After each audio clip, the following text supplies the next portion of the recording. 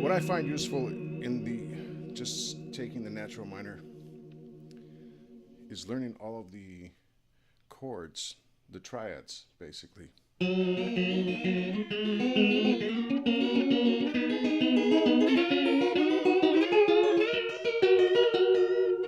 Here's an inverted, starting on the third as the low, a G, an E minor chord with a G in the bass.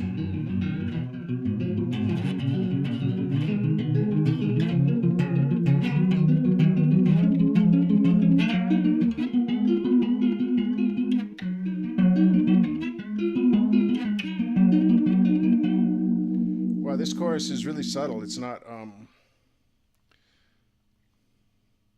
well, I'm comparing it in my mind to that phaser from yesterday's demo.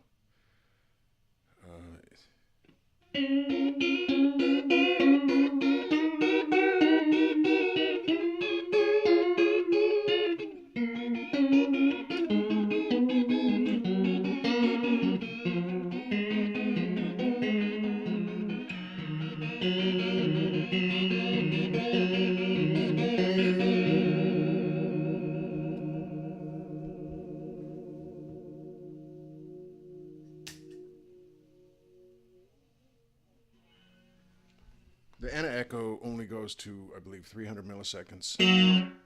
Oh, now I've really got it in the bathtub mode. Little fab distortion.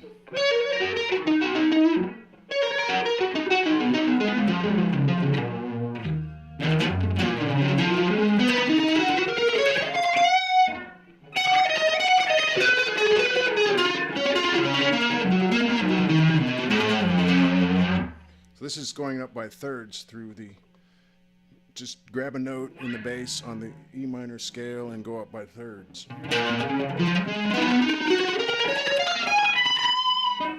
And there'll always be a little bit of a weirdness between the G and the B. There's a lot of weird stuff going on in standard tuning between your G and your B strings.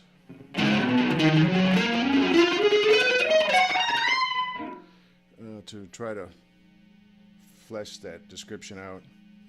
Okay, for instance here I'm starting in A. Technically it's G major when you're choosing your mode, so I don't. That's Dorian mode. Because I have this thing I learned in theory back in college. I don't phone Lydia much anymore, Louise, and that's all your modes laid out. Okay, so I don't. G, A, Dorian mode. So we have A, C, E, G, B, D, F sharp, A, C, E, G, B. Okay, so the thing about going between the G and the B strings is it's always a little higher than you might anticipate because of the way that B is tuned down a half step. You got to go a little higher to get to the note you want. If you play around with the guitar, you'll start to understand what I'm saying. I don't think I'm verbalizing it very well, but there's definitely a weirdness, in my opinion at least, between the G and the B.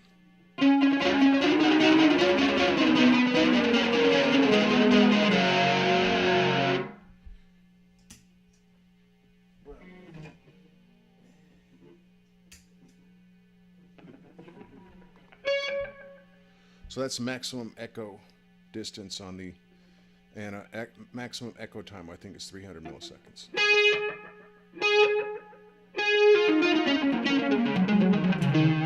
I prefer the delays that have at least 600 or 700 milliseconds. I think 620 is a common number.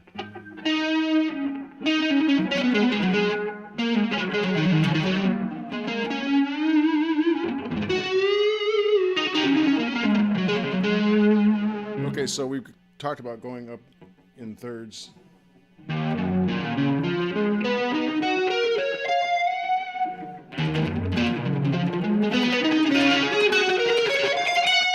See right there, I made a mistake between, let's see. So the instinct is to go, but if you want to go by strictly thirds, you got to go.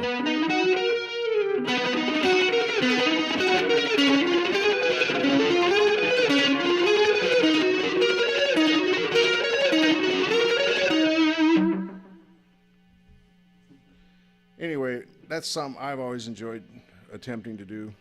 Then there's the thing called the minor 7th flat 5 in jazz circles, but in classical they would call it diminished minor 7th.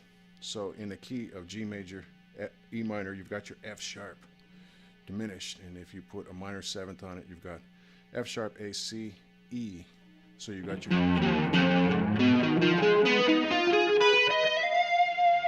So you can do that with trips or sextuplets or whatever they're called.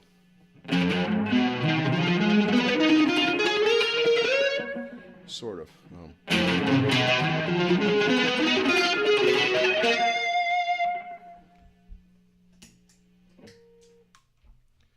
Let's try it again. Try to be a little more clear.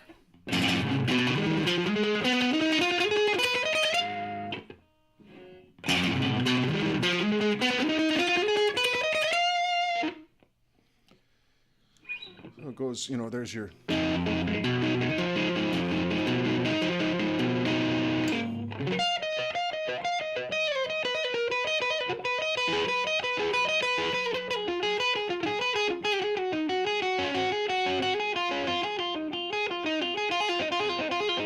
There it is.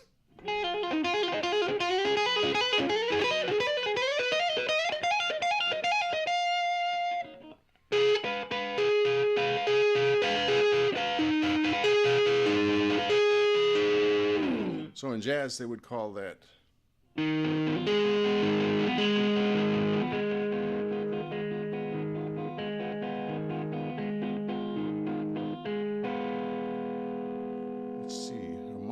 flat 5.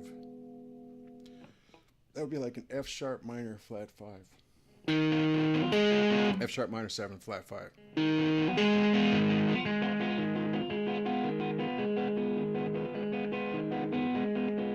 Is that right? F sharp minor, the flat 5, and then your 7, your E, right?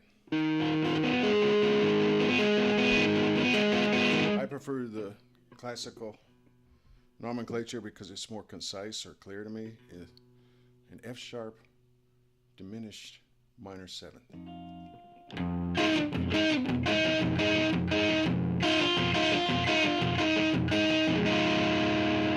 Now it's still staying strictly in the natural minor. We haven't done anything funky like get into harmonic minor.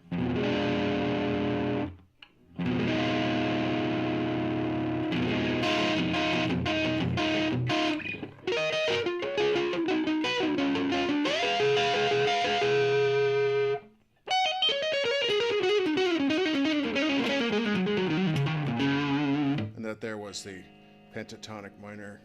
So what did we do? We removed the F sharp and the C notes. So we just have a E, G, A, B, D. And then we can...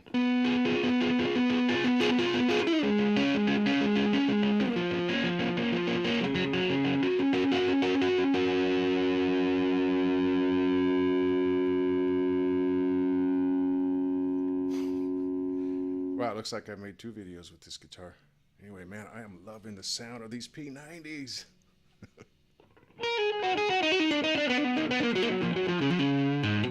Well, heck, why don't I just keep going and see if I can give you anything else useful here. This is a great freaking guitar. I saw Chapman's demo on this. I was mightily impressed. Mine was on order at that time. That video just made me want this even more, and I am not disappointed. I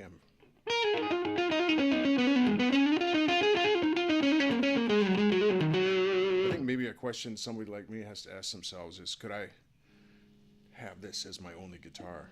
And the answer would be a solid yes, yes. You know, I talk about Davison's.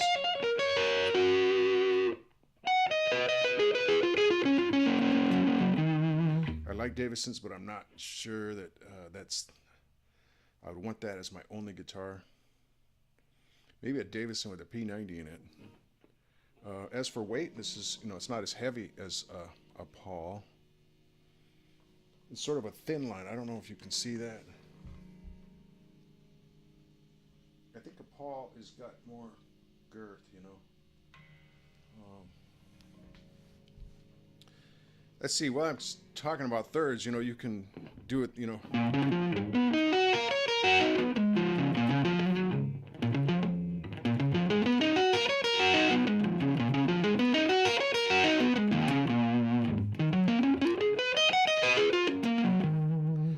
I think it's harder to get, yeah. If you go through and learn all your up and down by thirds on every position in a given key, you'll find again that there's something that happens between the G and the B that can kind of vex you a little bit as far as the fingering you want to do, unless you have like Paul Gilbert fingers and your pinky's super dexterous, then it shouldn't be a problem. But if you're like a mere mortal,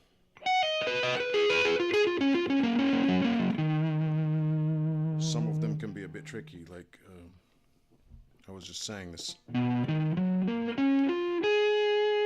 here I have to do a 2-fret split with just these two fingers. I guess Django Reinhardt would have no problem with that. So the other option is to go up here for me.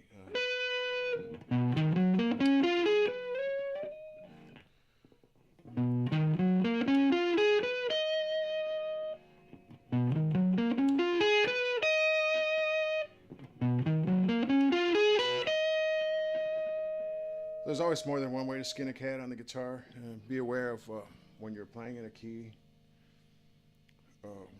which open strings are going to help you out with your sound. Like for instance, if you're in D minor rather than E minor, you can get that 2-chord with your G and your E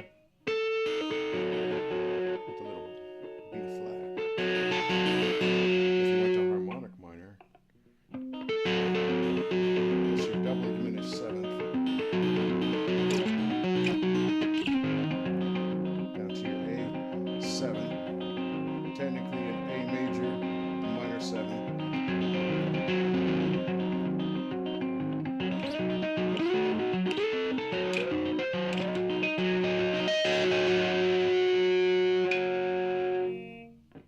That's your F major and your D minor.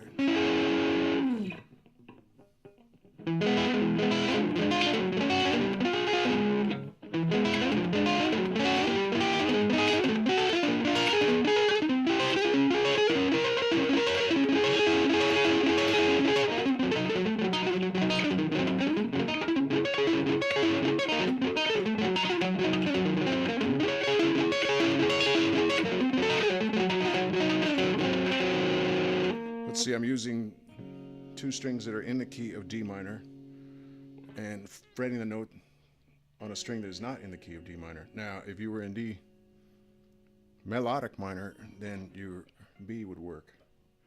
But in a harmonic or natural minor, you want your B flat. Okay, that's enough theory. My head is exploding. I don't know about yours. Looks like I made 2 videos here. Wow.